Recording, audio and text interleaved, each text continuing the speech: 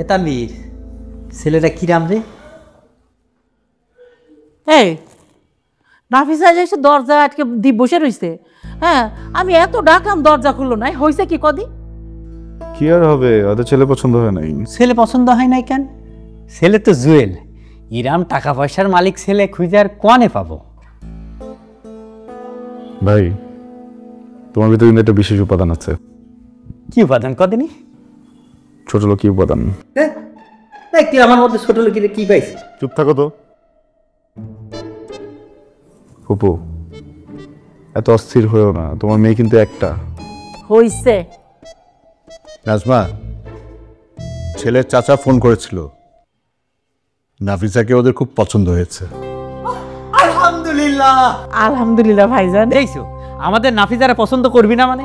আমাদের নাফিজারে পছন্দ না করে কোনো উপায় আছে? তা মামা আর কি বলিছে? আমাদের যদি আপত্তি না থাকে আগামী শুক্রবার ওরা আসবে, একবারে কাবিন করে মেয়েকে নিয়ে যাও। কাবিন? বুঝলাম না, কিসের কাবিন? হ্যাঁ, আরে আমার তো মনে হয় নাফিজার ছেলেই পছন্দ হয় নাই।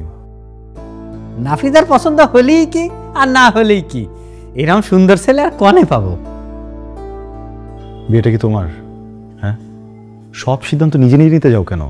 মানুষের পছন্দ অপছন্দ বলে কি কিছু নাই? বাবা দেখো, তোমরা যে কোনো সিদ্ধান্ত নাও, বাট এর আগে একবার একটু ভেবো, এটা কিন্তু নাফিজা। আচ্ছা, তুই এত নেগেটিভ কথা কইছিস কেন?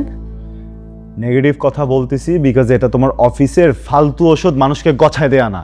হ্যাঁ, এটা তোমার বোনের বিয়ের বিষয়, সারা জীবনের বিষয়।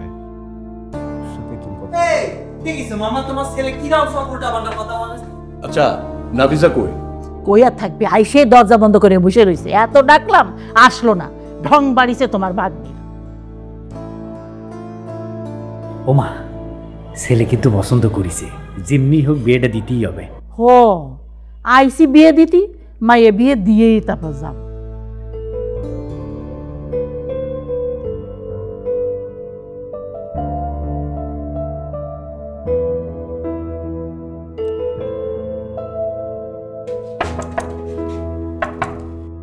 নাফিসা, মা, কি হয়েছে? মামা এখন কথা বলবো না, পরে কথা বলি। আচ্ছা, কি হয়েছে আমাকে বলবি তো? মামা এখন কথা বলতে ইচ্ছা করতেছে না, পরে কথা বলি প্লিজ।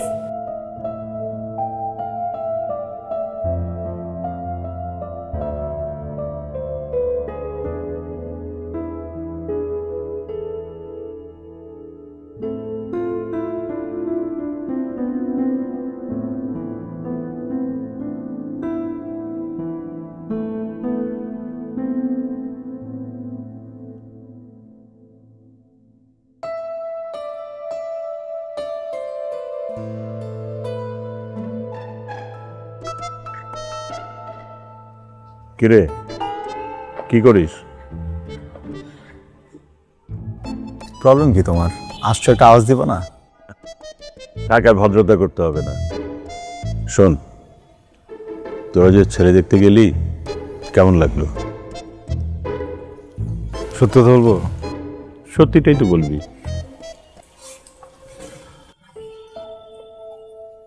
ছেলে চলে, কিন্তু আমার মনে হয় এখানে নাফিজার মতামতটাকে বেশি গুরুত্ব দেওয়া উচিত।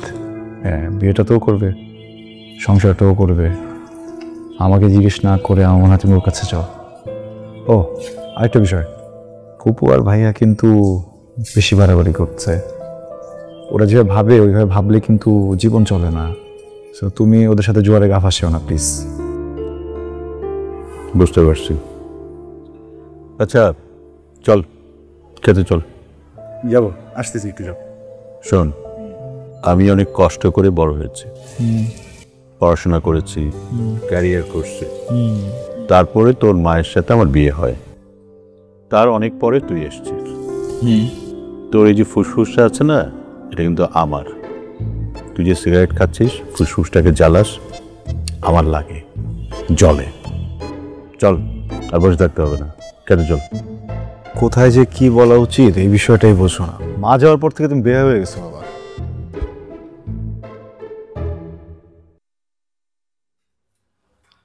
ওয়ালাইকুম আসসালাম।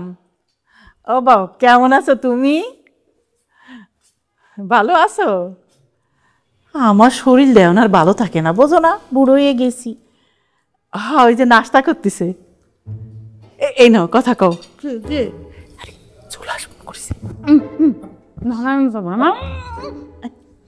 হ্যালো, কিরম আছো নাফিসা?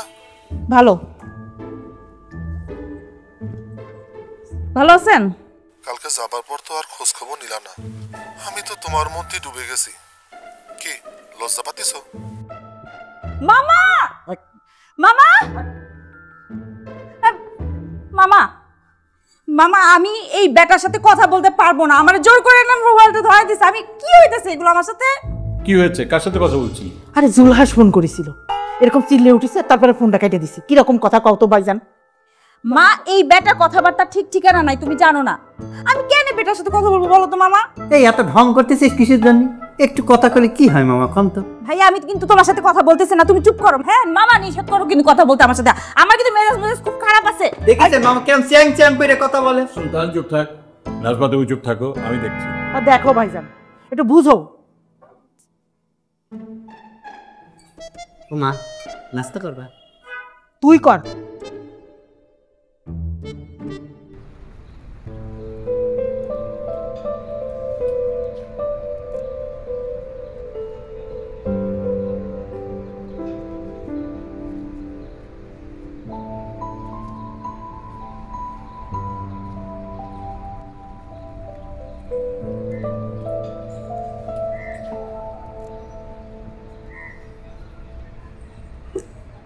কিরে, কি হয়েছে তোর?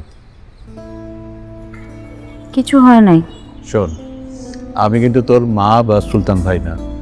আমাকে তুই বলতে পারিস, তুই কি ভাবছিস সব বলতে পারিস।